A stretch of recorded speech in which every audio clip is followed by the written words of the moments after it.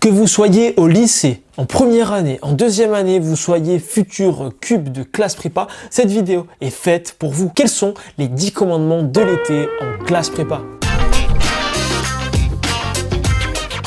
Et on va également vous mettre un petit timecode tout en bas de la vidéo si vous voulez vous axer directement sur un point plutôt qu'un autre. Donc dans un premier temps, il faut faire un récap de son année, faire une rétrospective. Donc ça passe par 2-3 points. Le premier point, c'est prendre les bulletins de vos professeurs, regarder les remarques, quelles sont les remarques, quels sont les éléments sur lesquels je dois progresser, à contrario, quels sont mes points forts et les éléments où je suis déjà bon et sur lesquels je dois davantage capitaliser pour justement obtenir des meilleurs résultats dans cette matière. Il faut également se plonger dans les DS, les DM, les devoirs qu'on a fait, là où on a une notation, une appréciation des remarques d'un professeur. Voilà pour le tome 1, j'attends le tome 2 avec impatience. Pour justement voir, ok, comment j'ai progressé, là j'ai pris en maturité. Par exemple, je suis en fin de première année, je vais rentrer en deuxième année de classe prépa, et je vais refaire un DS de mon premier semestre. Je suis étudiant cube, et je vais essayer de refaire l'exo de maths que j'ai eu lors du concours. Et en fait, vu qu'on a un petit peu plus de maturité, on a un peu plus de laps de temps entre le moment où on a déjà fait l'épreuve, fait l'exercice, et derrière on va voir si on a un peu plus de recul, si on y arrive davantage ou si on bloque. Et auquel cas, il faudra retravailler d'une autre manière pour bien réussir à appréhender telle ou telle thématique. Et ça passe pour chaque matière. Ça peut être pour les mathématiques, ça peut être pour des chapitres spécifiques en géopo, en ESH, ça peut être pour des points de civi précis en langue, bref, pour tous les chapitres. Et même en philo, si c'est vrai qu'il y a un thème à traiter chaque année, il y a quand même des éléments, j'ai envie de dire, des références qu'il convient de maîtriser, peu importe le thème, un petit peu sous forme de couteau suisse, et même de manière générale, c'est la méthode de la disserte ici qu'il faut bien maîtriser. Une fois le récap de l'année effectué, on a fait notre rétrospective, on a les grandes tendances, les éléments sur lesquels on doit travailler, sur lesquels on doit s'améliorer, sur lesquels on doit capitaliser. Maintenant, il convient ici d'être au carré sur les bases. Il ne faut pas prendre de retard, surtout en maths. Pour ça, pas de panique, vous avez Prépa Plus qui est la plateforme de référence pour les maths, que ce soit en ECT, en ECG, Maths-Pro, Maths-Appli, première, deuxième année. Bref, il y a tout le programme, plus de 200 heures de cours, fait par des étudiants ex-HEC ayant obtenu entre 19 et 20.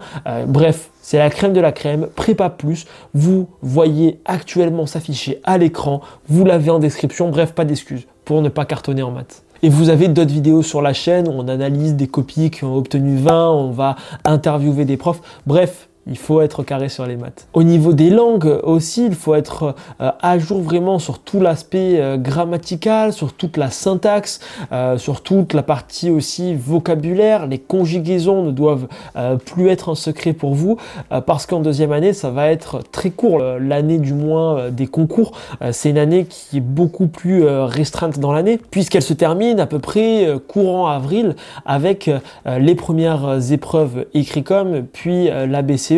Donc ça arrive vraiment très vite et il ne faut pas revenir encore et encore sur ces chapitres de première année. Non, l'été est fait pour ça. Ensuite, l'été, c'est un bon moyen pour consolider ses acquis. J'ai déjà appris pas mal d'éléments. L'idée, c'est de vraiment les consolider. Donc c'est de faire des fiches récap sur des éléments clés pour finalement prévoir cette période de révision qui va arriver 1 à 2 mois avant l'échéance des concours, donc généralement entre février et mars.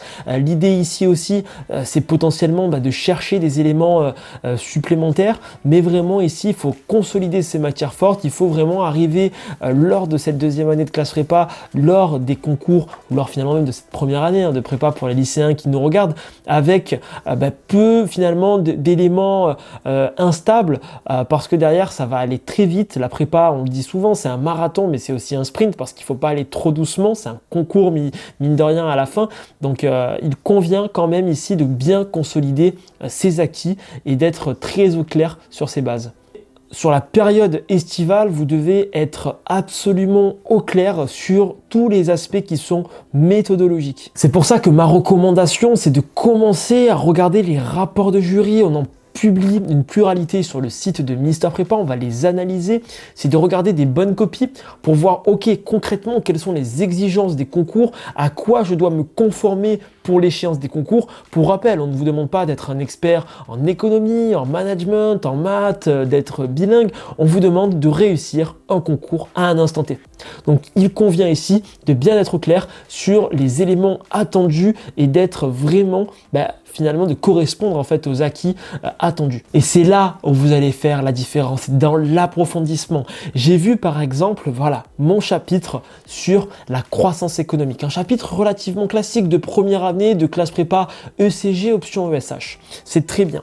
J'ai eu le cours de mon prof. L'idée c'est d'aller chercher des articles sur internet, d'aller voir des livres, de regarder dans des manuels, d'essayer d'avoir des ressources supplémentaires sur la croissance économique ici pour me distinguer, d'aller regarder des bonnes copies sur la thématique, sur des sujets qui sont déjà tombés, croissance et inégalité à l'ESSEC, protection sociale et croissance économique à Écricom, dans quelle mesure la contrainte environnementale est-elle un frein à la croissance? Bref, tous les sujets qui sont relatifs à cette thématique de la croissance, même si je suis avec des thématiques de deuxième année, alors que je suis étudiant en première année, l'idée ici, ça va être d'aller regarder des ressources supplémentaires additionnelles et peut-être qu'il y en a une, deux, trois qui vont me faire de l'œil, que j'aurai envie d'ajouter à mes fiches que je vais agrémenter. Et mon point par rapport à ça, mon petit tip, c'est essayer d'avoir des références qui sont transversales.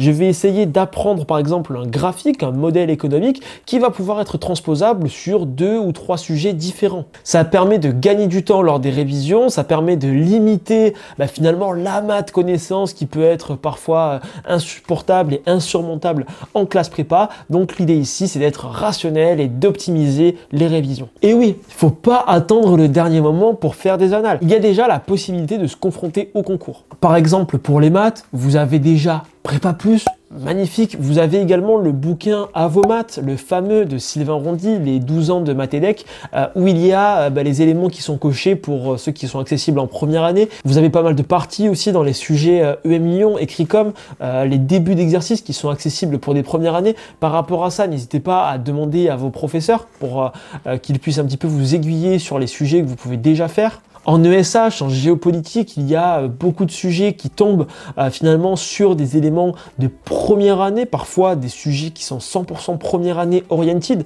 Donc ici, il faut les travailler, lire des bonnes copies, essayer un petit peu de prendre en maturité sur ces sujets-là. Pour les ECT, finalement, il y a des éléments qui retombent en fait par rapport à des chapitres vus en première année. Il y a par exemple le QCM en éco-droit, mais pas que. En langue, pareil, moi je vous invite ici à vous entraîner sur des sujets de LV2, même si vous êtes en LV1, et même sur des anciens sujets Écricom, notamment où il y avait la partie thème grammatical.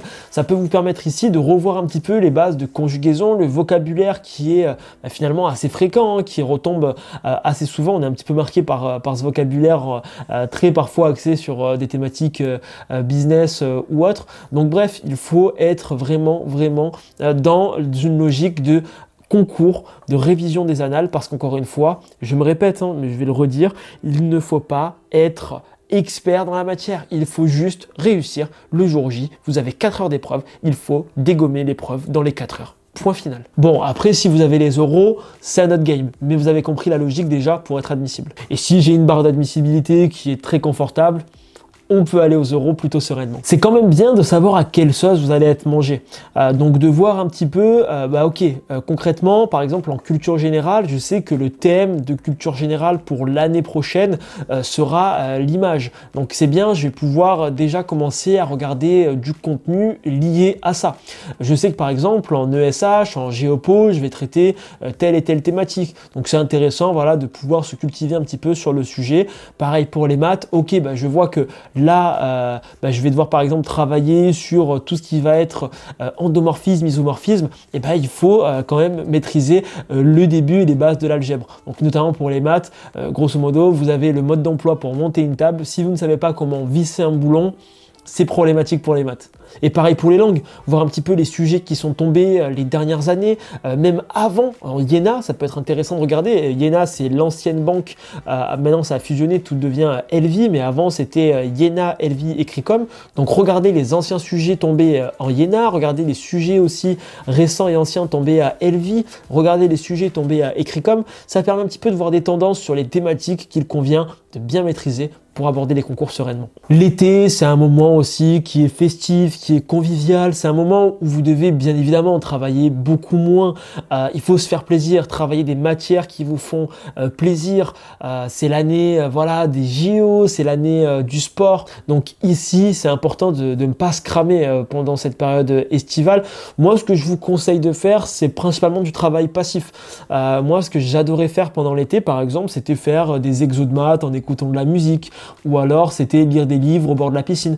C'est assez sympa, c'est passif, ça me demande pas une concentration absolue et c'est vraiment très cool. Par exemple, je confectionnais des fiches ou alors je relisais, mais j'étais pas dans un apprentissage vraiment actif avec de la concentration, etc. Parce que là, je pense que ça peut un petit peu vous griller, sachant qu'il va y avoir une très très grosse année, l'année des concours qui arrive. Donc ici, il faut être voilà, slowly, on baisse un peu le rythme, on travaille pour se rassurer, on prépare nos fiches, on prépare tous les éléments à suivre. Mais ici, pas de travail actif à apprendre par cœur des fiches et des fiches, ça peut que vous desservir. L'été, c'est aussi un moment où il faut recharger les batteries, couper parfois avec la prépa. Moi, je me rappelle que j'avais pris une semaine entière où on ne me parlait pas de prépa et j'avais pris quelques jours par-ci par-là. Et même de manière générale, dans les journées, je ne bossais pas 10 heures par jour. Ça m'arrivait parfois, mais j'étais plutôt sur des standards à 4-5 heures, parfois qu'en matin, parfois qu'en après-midi, parce que j'avais un job d'été aussi à côté. Donc ici, voilà, c'est important de se reposer. Il ne faut pas forcer, travailler pour travailler, c'est improductif. Donc il faut prendre plaisir à travailler, il faut se reposer, avoir les batteries rechargées et faire finalement le plein de vitamine C. Non, en fait, je viens de me rendre compte que c'est la vitamine D pour le soleil. Bon, vous avez compris ma logique. Et enfin, le dernier commandement, c'est un point qui est chill.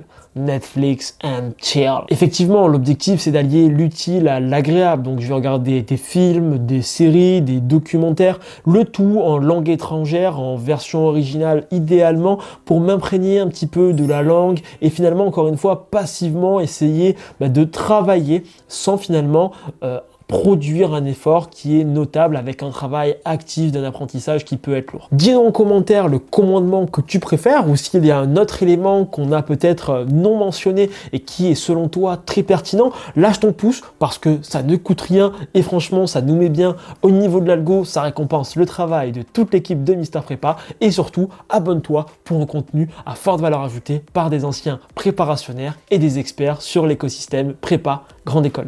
C'était Dorian et je vous dis à très vite sur Mister Prépa. Et Prépa Plus aussi, on l'oublie pas.